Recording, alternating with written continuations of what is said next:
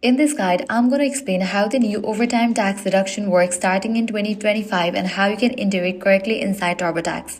So first, starting in 2025, most hourly non-exempt employees may be able to deduct overtime pay up to a certain limit. This deduction applies only to premium portion of overtime pay, meaning the extra amount you earn above your regular hourly rate.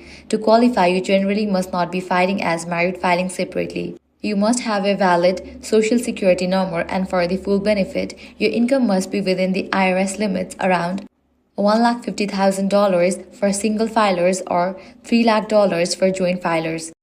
Now, when it comes to reporting it, your overtime might appear on your W-2 form, but it is not always listed separately. In some cases, it may show in box. So you'll want to carefully check that section and confirm the description matches your overtime earnings.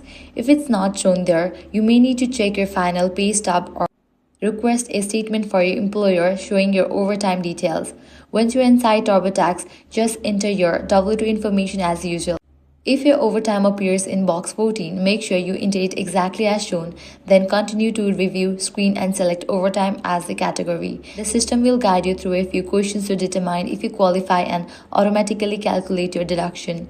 If your overtime is not listed in box 14, don't worry. You'll see an option during the W-2 section that says something like, let's check for other situations, where you can select overtime and follow the prompts to enter your information correctly. And that's it. That's how the new overtime deduction works and how you can report it properly using TurboTax. If this guide was helpful, do not forget to like, share, and subscribe.